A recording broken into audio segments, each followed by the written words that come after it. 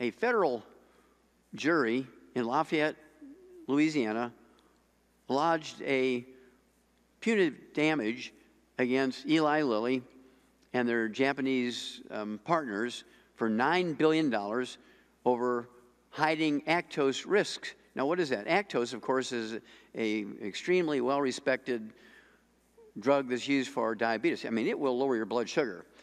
But everybody who takes lactose gets cancer. They forgot to tell you that part. They conspired to keep that piece secret.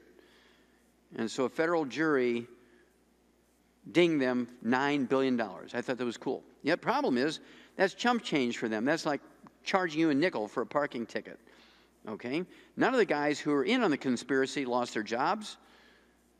None of them got a fine, a parking ticket. They got nothing. The company got dinged $9 billion, but again, it's like you being charged a nickel.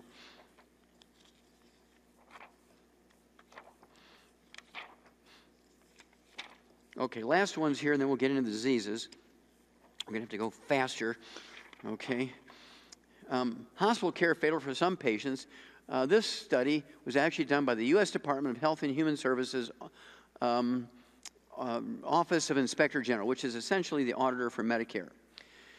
What they did was look at the monthly kill rate by medical doctors on seniors, people who were on Medicare.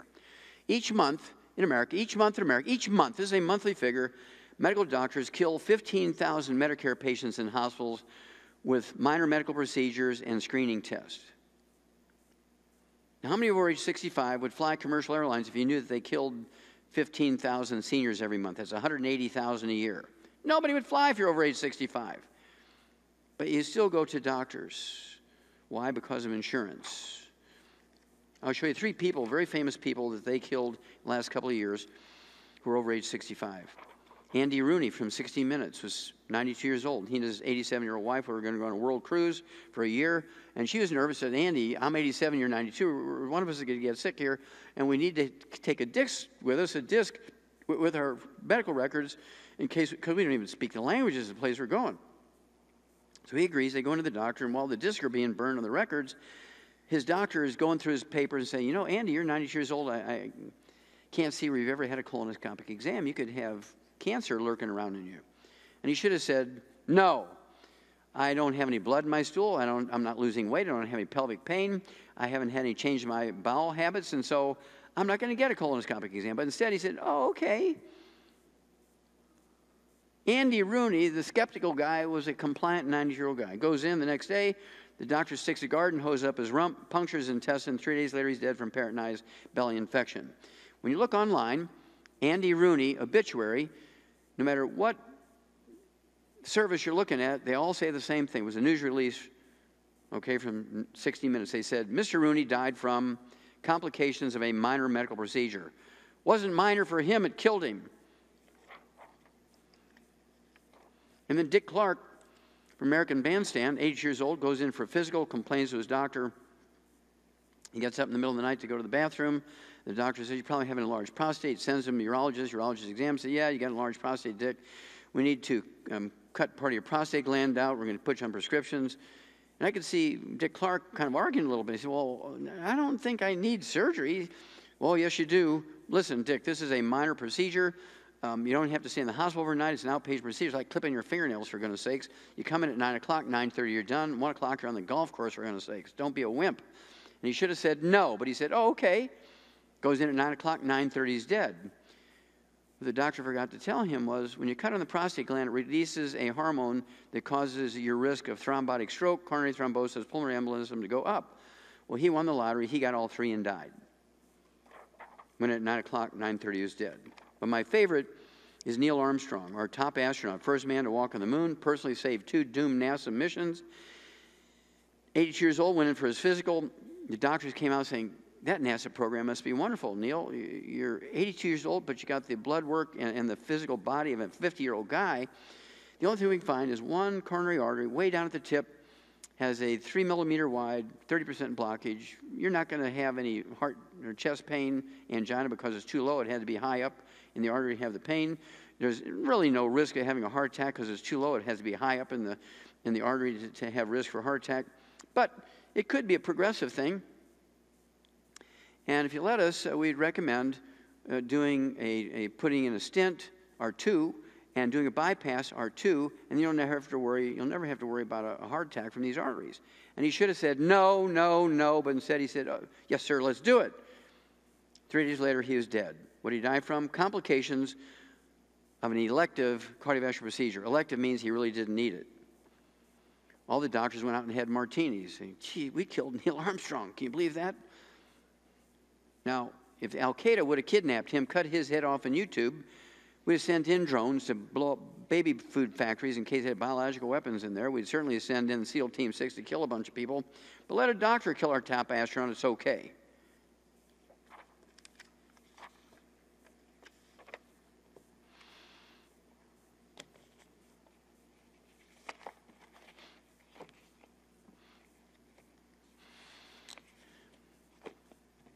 Now, to me, this is the most important part of life.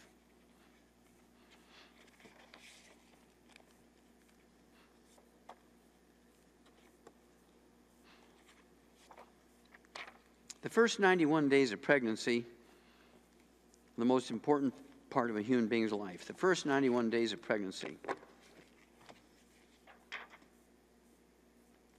The first 91 days of pregnancy, the baby's going down an assembly line. And like a factory, say making cars, TVs, refrigerators, tractors, furnaces, whatever it's making, there has to be sort of stations where it has all the parts, and you got a team of guys installing these parts. They're handing them to them. One guy's putting the parts in, then it goes on to the next station, they put in the parts, and it goes to the next station. If somebody has to run to the bathroom, there's nobody there to kind of keep up with it, nobody stops the assembly line, that furnace or that car will get to the line of pieces missing. The same thing happens with babies. There's pieces missing. This is what causes birth defects, because the mother was missing something. Well, whose fault is that? It's the OBGYN. The OBGYN is responsible for every birth defect you can name. There's not a single birth defect that's caused genetically. It's all caused by nutritional deficiencies of the embryo. The last 6 months of pregnancy is just growth. By the time 91 days goes by, you've got what you got, and then the next 6 months are just growth.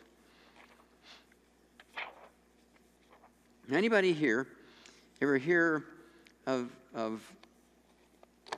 things that are called inborn errors of metabolism? Anybody ever hear inborn errors of metabolism? Okay, inborn errors of metabolism are things that are missing during the formation of the embryo in the early stages, in the first couple of weeks of the embryo's life, and the baby comes out with stuff that doesn't happen properly.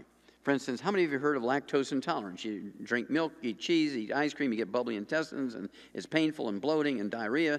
It's called lactose intolerance because you're missing the enzyme lactase, because mama was missing something when that enzyme was being formed.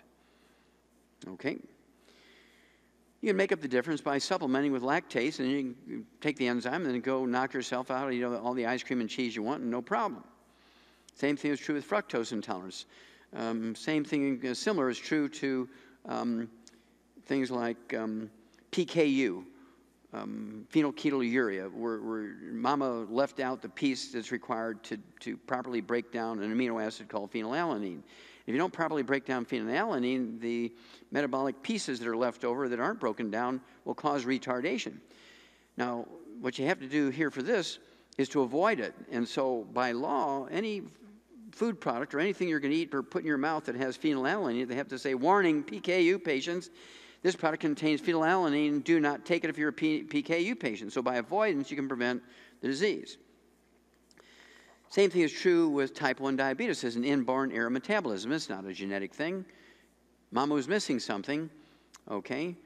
When the cells that form insulin, the beta cells, when they're being formed, they make insulin, they're not there anymore. Okay, they were never formed. And so the baby is going to be on insulin for the rest of its life. It's an inborn error of metabolism. We have type 1 diabetes. Type 2 diabetes is a simple mineral deficiency. It's easily reversed. Now, in black people, they have a disease called sickle cell anemia. The same disease in white people is called thalassemia. This is where the mother is having the baby go down the assembly line, and when the bone marrow is being formed, the part that makes the hemoglobin, there's something missing, and the hemoglobin has what's called the sickle cell trait or the thalassemia trait. You're missing nutrients. Instead of being like this normal red blood cell over here, looks like a little donut, they will sickle and look like grains of wheat, maybe even look like a sickle. And so you can see where these would clog up little arteries and cause strokes and swelling and all kinds of other complications. And so by supplementing with the 90 essential nutrients, which we'll get into in a minute, and taking some extra selenium and some extra B6, you can prevent people who have that sickle cell trait from sickling. Been doing this since 1991 in people in Atlanta, Georgia, in the Georgia Sickle Cell Foundation. You all heard of Down syndrome. Down syndrome is not genetically transmitted. Down syndrome is actually caused by a zinc deficiency in the first 10 minutes of pregnancy. I've actually reversed them, not after the baby's born, not after 91 days, but Lauren Knievel, Evel Knievel's niece-in-law, called me about 12 years ago, and she said, look, Doc, I've got a pregnancy. It's 2.5 months along. By 2 different tests for 2 different laboratories, they tell me I have a baby with Down syndrome. I don't want to have an abortion. And they tell me you might be able to help me. I said, well, we've done it in animals. We've never done it in humans. And she said, well, I'm not going to get an abortion, so, you know, this is not going to be a problem. Just let's do it. And so what I did was give her the 90 essential nutrients and give her some extra zinc, and the baby was born perfectly normal later on. Done it several times since. Okay, early on in pregnancy with a Down syndrome baby, apparently they are reversible. But once the baby's 91 days, you can't. You've all heard of spina bifida. One of the lawsuits I lodged against the FDA was over folic acid supplementation and prenatal vitamins. Until we sued them, there was no law requiring folic acid and prenatal vitamins, and babies would be born with spina bifida. This baby also has a zinc deficiency because he's got club feet. This baby has a gluten intolerance because he's born with no hair. All this is avoidable by perfect nutrition and corrective diets before conception. Whose fault is this? This kind of stuff? The OBGYN.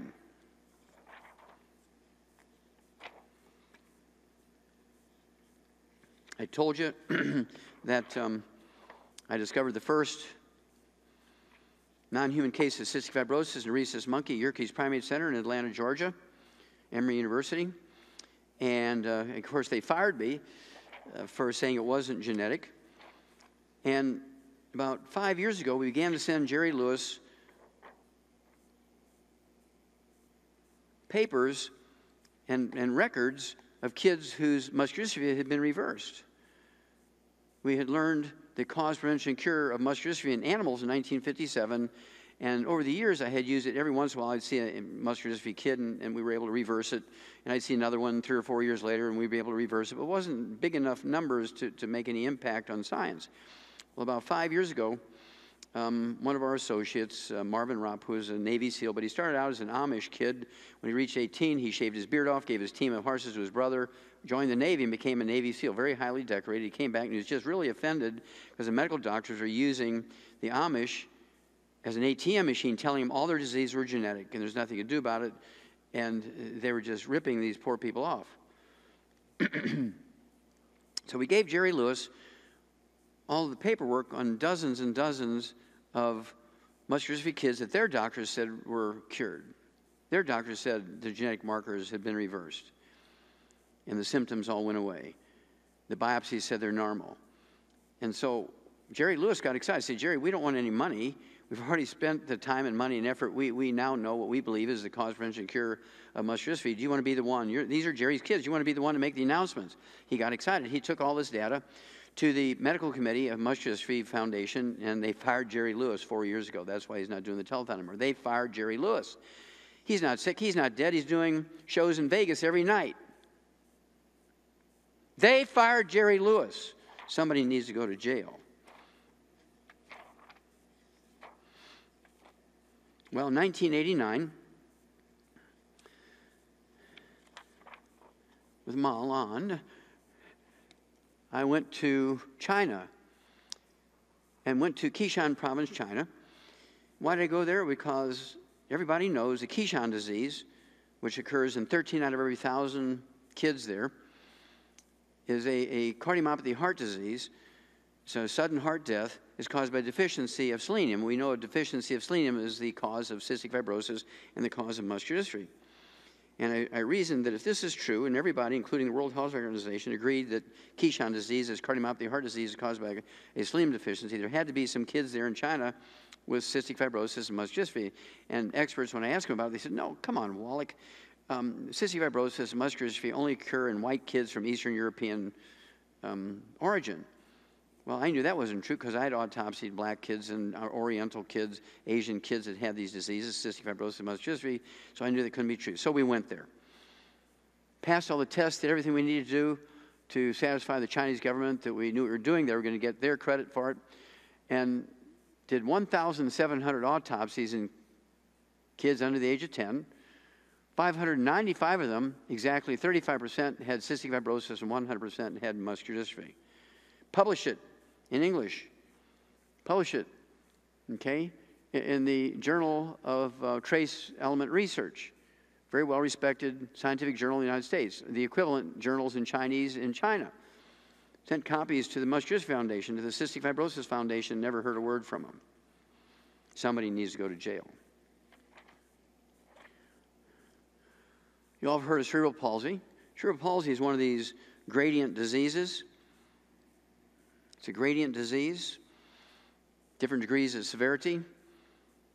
Baby's born with 10% of his cerebellum, which is the part of the brain that's damaged when you have cerebral palsy. 10% damage, 10% underdevelopment. The baby's going to kind of walk like Charlie Chaplin, and with braces and some physical therapy, they can kind of circumvent that disability. If they have a 25% underdevelopment of their cerebellum, they kind of flop around a little bit and with their arms and hands and upper body as well as their legs, and you know they have cerebral palsy. If they have 50% development, they're going to be restricted to a wheelchair. This girl here has 90% underdevelopment of her cerebellum, the size of a grape instead of a tangerine, and you can see her, she has clamps on her head and holding it up. Since she was born, and she's 11 years old here, since she was born, people have to wipe her bottom. Here she is, it's now 2 years later, after this picture was taken. She's now 13, she's 11 in this picture. She's going through puberty. Somebody's gonna have to change her tampons, wipe her bottom, feed her, do everything for her. Give her massages 3 or 4 times a day to prevent pressure ulcers, all this machinery that's needed to move her around, care, extraordinary care. It's $5 million a year for that child. There's 10,000 babies born with this disease in America every year. Whose fault is that? OBGYN. Totally preventable. This is the part of the brain that's underdeveloped when you have the cerebellum, when you have cerebral palsy. Same way with belly button hernias. It's a gradient disease. Here's a pretty typical belly button hernia the size of a walnut. Just you give that baby a hypnotic either by injection or gas. Puts a local anesthesia around that. 10 minutes, the procedure's done. You've repaired that belly button hernia, but the baby shouldn't have to go through that. Okay? Mama was missing something during pregnancy for that to happen.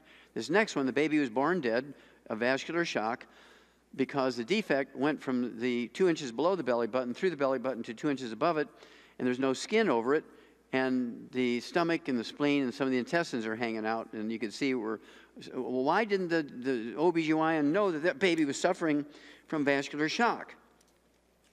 Well, he was in the bathroom giving himself drugs. This one here, the defect goes from the pubic bone all the way to the middle of the chest, and here the liver and the stomach, the spleen, and all the intestines are hanging out. You can see how that baby would die from vascular shock being born that way. Where was the OBGYN? That baby's perfect.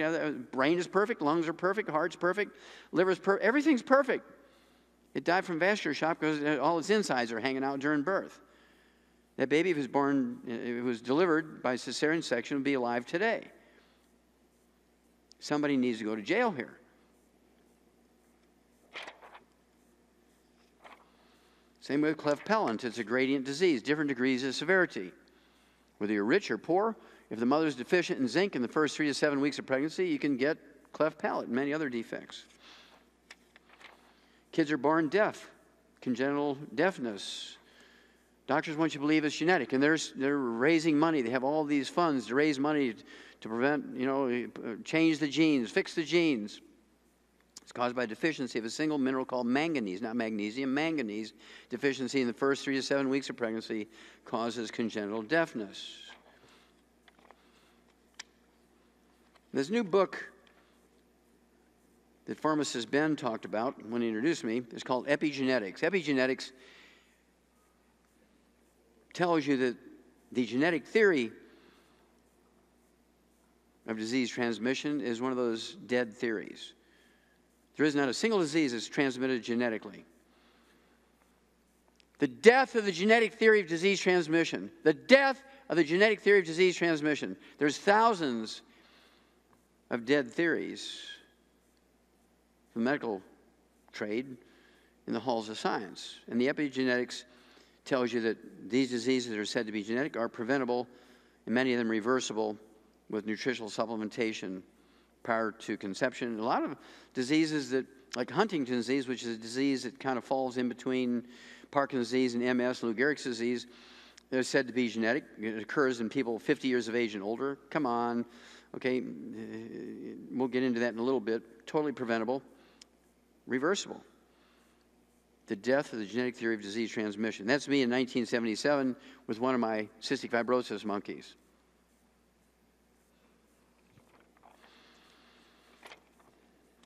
You've all heard of obesity. Of course, the medical theory and the government's theory of why America is obese and overweight is because we don't exercise enough, we eat too much.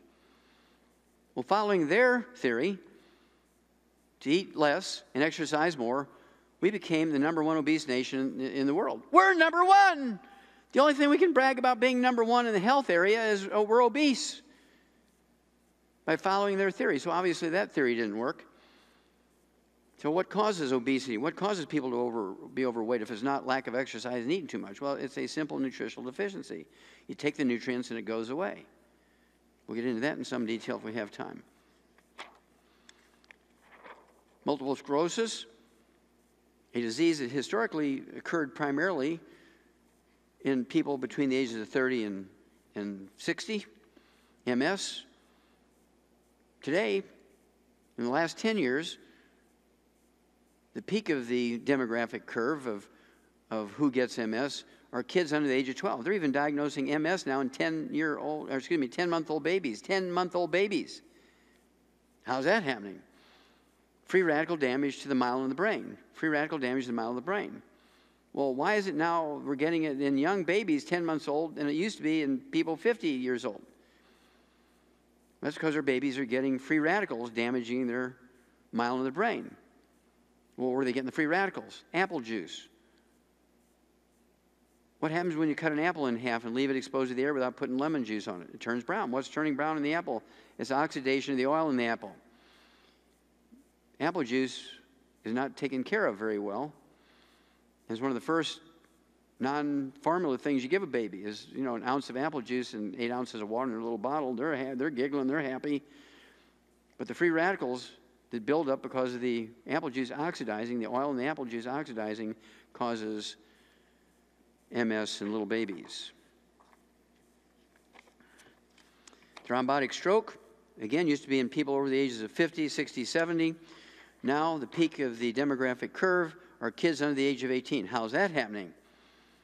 Well, thrombotic stroke doesn't occur because of genetics. Thrombotic stroke doesn't occur just out of dumb luck.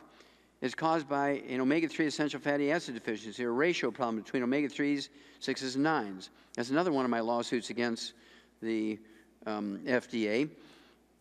Because I prevailed in federal court, I can legally say that you can actually prevent thrombotic stroke. You can prevent pulmonary embolism. You can prevent coronary thrombosis and deep vein thrombosis simply by supplementing with omega-3 essential fatty acids and having a perfect ratio between omega-3, 6s, and 9s. Before I sued them and won in federal court, I couldn't say that without getting put in jail. How many of you give your kids and grandkids under the age of 5 1,000 milligrams of supplemental omega-3s every day? Gosh, I don't see any hands going up. That's why your kids are going to die before you from MS and stroke and stuff like that. Heart attacks, Keyshawn disease, cardiomyopathy, heart disease. So how come this is happening now? Why are they getting all these strokes? We didn't get strokes until we were in our 50s, 60s, 70s. That's because we were getting omega-3s when we were kids. Well, wait a minute, we didn't supplement. Well, yeah, you did. It was in egg yolks. Our kids now are living on Fruity Pebbles and apple juice, Sunny Delight, and shredded wheat, Welch's grape juice, and Cheerios. How many omega-3s are in them? Nothing, nothing, 0, 0. You better be supplementing your kids and your grandkids before they're conceived, all through the pregnancy to develop them, from the moment they're born, with all 90 essential nutrients, and you'll avoid all this stuff. Now, the most politically charged of all of the congenital events, birth defects, if you will, is another one of these gradient diseases like belly button hernias, cerebral palsy.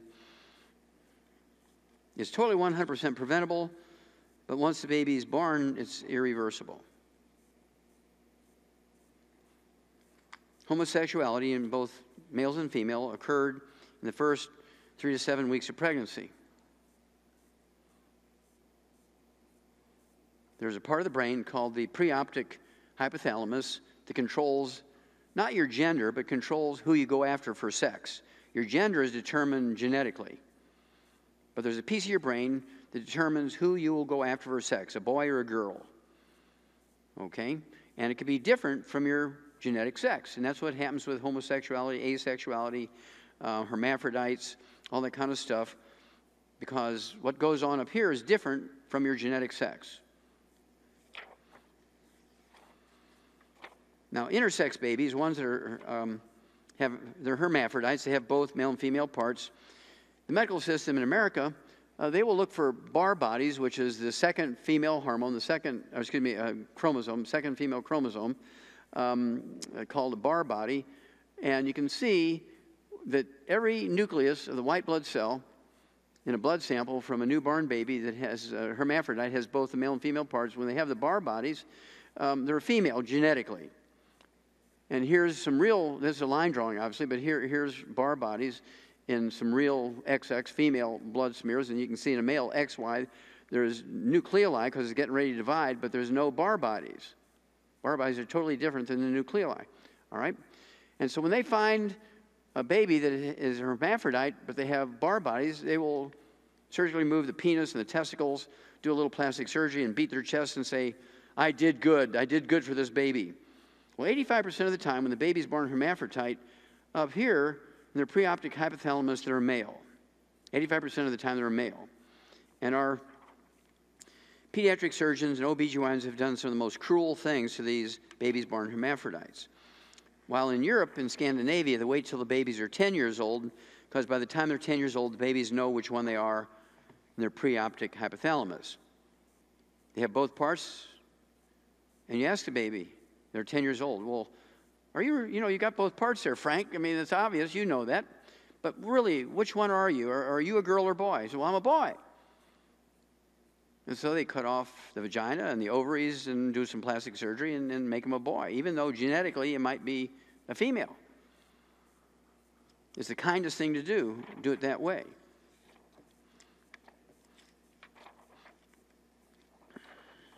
One more, and then I'll show you the part of the brain that's afflicted, and then we'll get to the bottom line here. This fellow here, very famous eye surgeon in Central California. His name is Richard. And Richard fathered several cute kids, was very famous for dealing with laser surgery to tack down detached retinas. He was very active in his church. He was very active in things like the Rotary Club, Rotary International, and Lions Club, raising money for projects.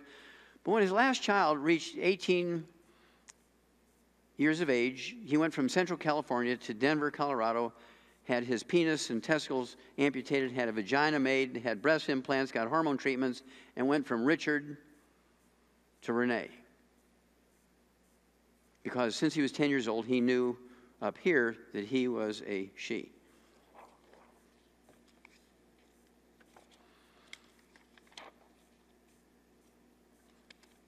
Now, this is a part of the brain that's afflicted. This is not a part of the brain that's necessary for life. I mean, you cut this brain off here, you're going to die. You cut this part of the brain off, you're going to be a vegetable and just lay there like a worm.